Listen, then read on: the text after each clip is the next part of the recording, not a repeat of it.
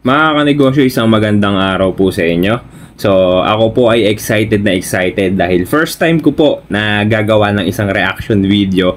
Siyempre, patungkol pa rin po sa pagninegosyo dahil yan naman po ang ating palaging content, kung paano makapagnegosyo. At ito nga po mga kanegosyo, ang papanoorin natin ngayon is galing ito sa GMA Public Affairs, okay?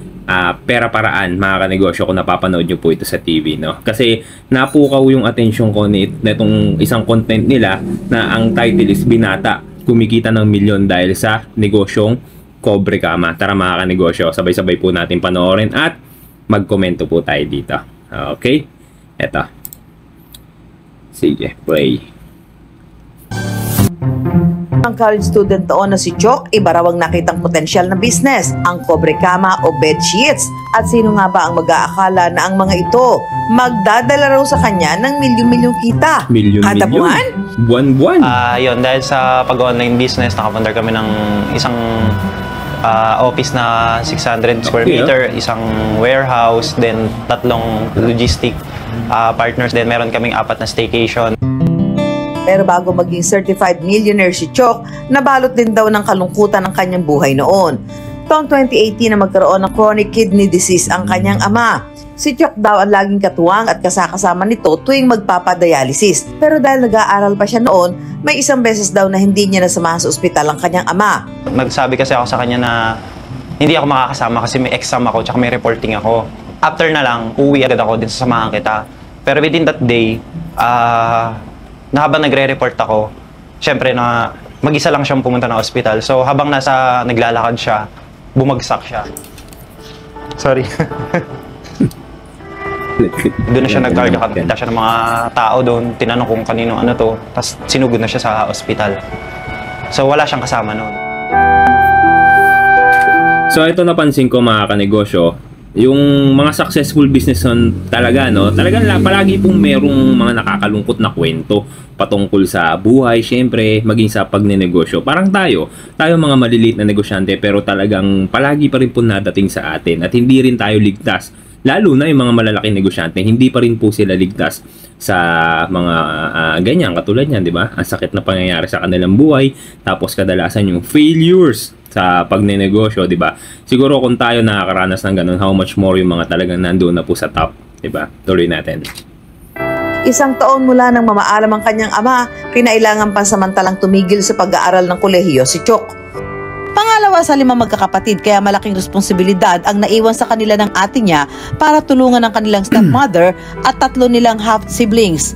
Namasukan siya bilang packer o tagabalot ng mga parcel sa negosyo ng kaibigan ng ate niya. Nakita niya rito ang pasikot-sikot ng negosyo at kung gaano kalaki ang kinikita ng kanyang amo. Dito, alam niyo mga kanegosyo, pause ko lang muna ng mabilis. Ang napansin ko po sa mga successful na negosyante, talagang yung kanilang skills and yung knowledge, yung learning sila, hindi talaga nila nakukuha sa eskwelahan, talagang sa experience nila nakukuha, yung kanilang galing, yung kanilang abilidad talagang nahahasa dahil meron silang on-hand experience sa mga ginagawa nila ngayon sa kasalukuyan, naisip ni Chok na baka posible rin siyang kumita ng malaki kung papasukin din ang pagninegosyo. Kaya nang matanggap niya ang kanyang unang sweldo na 5,000 piso, naisipan nila ng girlfriend niyang si Riza na nakilala niya rin sa pinapasukang trabaho na mag-enroll sa isang business webinar. Dito nila natutunan kung paano magpakilala at magbenta ng produkto sa pamamagitan ng social media. Naglakas loob at nangutang si Chok ng 5,000 pesos sa kanyang stepmom na ipinangpuhunan niya sa buy and sell business na sinimulan nila noong December 2021. Ang pinaka naging unang product namin is shoes. Secondly, yung watch. Then doon na lumabas yung bedsheet. Alam nyo mga kanegosyo, ito, di ba sinabi kanina, yung kinita niya na 5,000 ininvest nila para umattend sa isang business webinar. Alam nyo mga kanegosyo, yung pong karunungan sa pagnenegosyo, pinaka-safe na magagawa natin is yung mag-enroll po tayo sa ganong klase ng mga, anong tawag doon, seminars, mga webinars, mga ganyan. Kasi yung mga ganong klase ng kaalaman, mga kanegosyo, talaga pong kailangan nating pag-investan. Hindi po ba? Wag po natin panghihinayangan yun, yung aatin natin tayo ng mga trainings, di ba? Kung paano mag-handle, tamang pag-handle ng pera, kung paano ang tamang pag-handle ng negosyo, di ba? Kasi yan ang pinaka core ng success natin, mga kanegosyo. Hindi lang naman syempre kailangan yun, lagi kang motivated, lagi kang inspired. Kailangan talaga meron tayong sapat na kaalaman patungkol sa pagnenegosyo at sa paghawak ng pera. Okay? Ang galing nito. Bata pa to. Nasa 20s lang to. Nakakabilib. Nakukuha nila ng 99 pesos ang mga sapatos at ibinebenta ito ng buy one take one for 599 pesos. Grabe. Habang ang mga relo ay nakukuha nila ng 50 tas pesos at ibinebenta naman ng buy one take one for 299 pesos. Diyos ko, diba, isipin At ang mga yung bedsheet margin naman ay nila. nakukuha nila ng 100 to 150 pesos at naibebenta naman ito ng 329 to 500 pesos. Ang Kung susumahin, galing. nasa 200 to 400 pesos ang kinikita nila sa bawat item na kanilang ibinebenta. Pwede na! Dahil malakas ang demand, Pwede na noong talaga. sumunod na buwan ay nangutang si Chok ng 50,000 pesos sa kanilang dating amo para makabili ng mas maraming items na ititinda. Ang ginawa namin nun is para mas mataas yung will namin kaysa sa skill. Kasi wala naman kami skill Parehas naman kami empleyado, taga-balot lang ako, taga-chat support lang siya. Pero as time goes by na nag-aral kami na kung paano yung mga ginagawa ng mga negosyante, ano daw yung mga ugali ng mga negosyante. Pinag-aralan namin ng partner ko kung paano humawak ng pera. Mga kanegosyo, di ba? Ang ganda ng sinabi niya, no? So, wala naman daw silang skill, pero mas matindi yung kanilang will. Hindi ba? Yan yung po yung palagi ko sinasabi sa inyo. So, kahit gaano pa kahit gaano pa kahirap yung pagdaanan natin, kung talagang willing tayo na i-dedicate yung ating buhay, yung ating isang buong araw, yung ating napakaraming oras para maging successful sa isang bagay, lalong-lalo na patungkol sa pagnenegosyo, talagang makukuha natin, may papanalo natin kanegosyo, di ba? Isipin mo, yung skill nila, di ba? Saan ang galing? Doon lang sa mga, yung pinagtrabahuhan nila dati, tapos yung mga past experiences nila, di ba? Tapos hanggang sa unti-unti naka-adapt po sila, di ba? Kaya ngayon, parang, eto mo, napaka-successful na nila ngayon, di ba? Ang yaman na. Uy.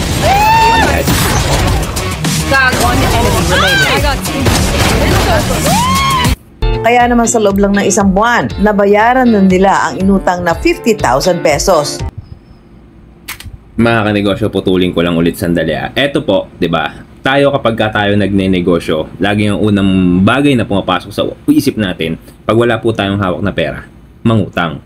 Alam niyo mga kanegosyo, ang pangungutang para sa pagsisimula ng isang negosyo, ako, personally, hindi ko po yan ma-advise. Kasi hindi natin alam kung ano yung magiging resulta ng isang bagay o ng isang negosyo na papasukin natin. Kaya kung yung puhunan is ipapangutang pa po natin, paano kung mag-fail? 'Di ba? Talagang yung balik sa atin nun, hindi lang zero, negative. Kasi sarado na yung negosyo, failure na yung negosyo, meron pa tayong kailangang utang na kinakailangan pong bayaran. Hindi po ba? Pero kung ikaw, sarili mong pera yung gagamitin mo, matalo ka man, back to zero ka, okay lang. Wag lang back to negative. Hindi po ba? Tsaka yung pangungutang mga kanegosyo, ako personally, ina-advise ko yan sa meron na po talagang existing business na talagang masasabi natin na successful na or kumikita na. Kasi para sa akin mga kanegosyo, ang pangungutang po ay hindi po dapat yung gamitin para makapag-umpisa ka ng isang negosyo. Ang pangungutang ay ginagamit para makapagdagdag puhunan sa isang business mo na talaga nagsasucceed, nagiging successful po. So, parang ano siya, dagdag puhunan lang, pero sigurado ka naman na yung negosyo mo talagang proven kumikita na. So, katulad ng ginawa nila, napakagaling ng diskarte na itong dalawang mag-shota na ito. Dito nila na-discover na sa lahat ng kanilang produkto, ang mga cobre kama o bedsheets ang pinakamabenta.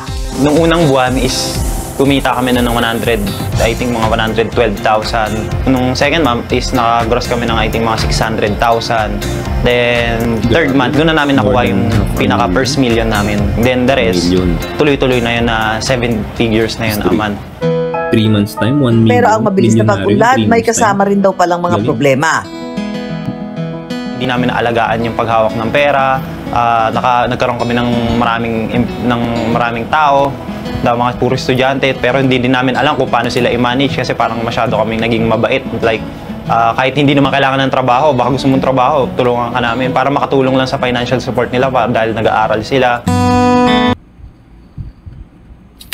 Ayun ang problema mga kanegosyo, di ba? Merong mga tao na talagang kapag ka nakahawak ng pera, yumayabang. Parang akala mo hindi na nakatapak sa lupa yung dalawang paa. Diba? Pero meron namang ibang mga negosyante na katulad nito ni Tropa na talagang napakabait. Yung sa sobrang feeling blessed niya, gusto niyang i-share yung kanyang blessing. Pero hindi niya naisip na baka napapasobra na siya sa pagiging mabait sa kanyang mga empleyado hanggang sa iba. Syempre, hindi po pwedeng hindi ka abusuhin diba? Kaya ang pag-hire ng isang empleyado is dapat talaga pinag-aaralan din.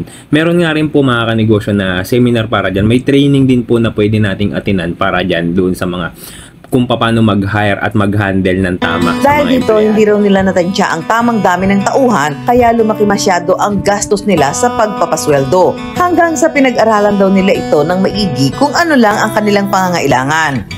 Mula sa higit 40 staff, ngayon ay nasa 12 ang naiwan sa kanila. Mas konti, mas madaling hawakan at turuan. Kung curious na kayo sa winning techniques ni Chok at Raisa sa pagmamarket ng kanilang winning product, eto na ang sagot dyan. Dito kami nagra-run ng ads mga mamshi. And dito, gumagastos kami sa isang page ng 100 to 300 pesos na amount spent para sa ads namin. And doon sa 300 pesos na yun, may pumapasok sa amin na 10,000 na reach na mga customers. So, kumbaga, sobrang laki talaga ng kita niya kapag sumusunod po talaga tayo doon sa ads manager. So, ang tina-target namin dito sa bedsheet is 35 to 65 na mga mamshi po. Facebook ads is a very effective platform to do ads. The average Filipino spends 6 hours per day in social media. At the same time, it's very effective kasi you can literally target anyone in the world based on their age, gender, and their interest. Pinaka-effective na strategy talaga is quantity posting. You need to post as much as you can. For beginners, at least once a day, dapat nagpo-post ka. When you're posting every day, it's a reminder to your audience that your business or your brand exists. Eto mga kanegosyo, no? Isa lang pong pagpapatunay na ang negosyo talaga po dapat ina-upgrade natin. So, okay lang naman na nandun pa rin po tayo sa, anong tawag nga doon? Traditional business. Pero sana sa atin, lalo na sa mga edad ko mas matanda pa sa akin subukan rin po natin na i-adapt yung ganitong klase ng ng negosyo through online. Kasi po mga kanegosyo, syempre tayo lipas na, ang uso na sila yung mga bata. So eto na yung mundo para sa kanila. So gumagalaw tayo sa mundong ginagalawan nila. Kaya dapat i-adapt din natin kung ano yung mga nagpapayaman sa kanila. Dahil hindi imposible na yung mga nagpayaman sa kanila, maaari rin pong magamit natin para tayo naman yung payamanin. 100 orders.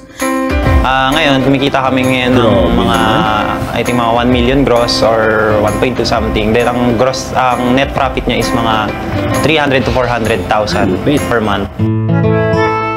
Sa kabila ng limpak-limpak na kita, buwan-buwan, tuloy-tuloy pa rin sa paggayod si Chok. Future plans is yung mga staycation na hawak ko ngayon is maging resort na siya by year of 2025. Mas makilala yung Homey brand na pag sinabing bedsheet is Homey na yung maririnig nila.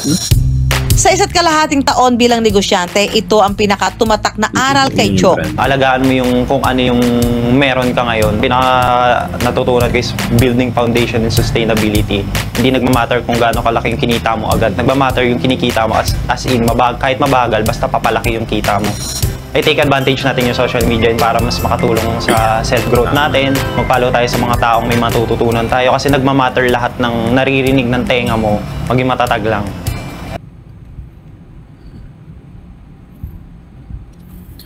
Mga kanegosyo, alam nyo, napakaganda ng sinabi nito ni Tropa, di ba? Mag-follow tayo sa mga tao kung saan marami tayong matututunan, di ba? Bawas-bawasan natin yung mga fina-follow natin ng mga tao na puro mga ganyan. Ganyan. Di ba sa cellphone, mga TikTok, di ba?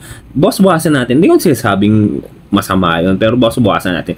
Kung gusto mo talaga maging successful bilang isang negosyante, dagdagan natin yung mga tao na pinafall yung mga taong nakaka-impluwensya sa atin para magkaroon ng laman ng sapat na knowledge yung isip natin para magtagumpay tayo sa kanya-kanya nating negosyo, 'di ba? Sobrang laki nun, sobrang laki ng impact nun para sa mga utak natin.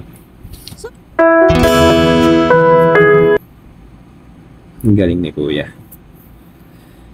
So, I guess, ayun, tapos na siya mga kanegosyo. And ang ganda ng pinanood natin ngayon, talagang sobrang nakaka-inspire at nakaka-motivate magtrabaho ng matindi. 'Di ba mga kanegosyo? Ang bata pa na itong mag-shota na to, pero talagang sobrang successful. Talagang future billionaire ito ng Pilipinas mga kanegosyo. 'Di ba? Ayun mga kanegosyo, sa akin na ang take away ko lang po dito sa pinanood natin ngayon is number 1, syempre, adapt. So, kailangan mag-adapt tayo sa kung ano po yung nangyayari sa atin ngayon. Katulad nga na sinabi ni Tropa, i-take advantage natin yung social media. Kasi, this is free, mga kanegosyo. Although nagbabayad ka, syempre, data, internet. Pero, yung mismong platform is totally free. Hindi po ba mga kanegosyo? I-take advantage natin yan. Ilagay natin dyan yung mga negosyo natin kasi mas marami tayong reach dyan. Mas malawak ang magiging reach natin dyan sa social media compared sa traditional business. Hindi po ba? Hindi ko sinasabi na iwanan natin ang traditional business kasi maging ako, ito, tindahan, sari-sari store. I'm into traditional business pa rin po until now and hoping na magawa ko rin ito yung sa social media na kumikita talaga na negosyo through social media. Ang galing talaga mga kanegosyo. So yun lang po. Sana nag-enjoy kayo sa ating reaction video. Kung gusto mo ng ganitong klaseng content mga kanegosyo, subscribe ka na po sa YT ko. Ayan, at mag-comment ka na rin para alam ko kung meron tayong kailangang i-improve dito, no? So mga kanegosyo, maraming salamat po. Ako nga pala si Mark Patrick Salazar. At kita-kita tayo ulit bukas.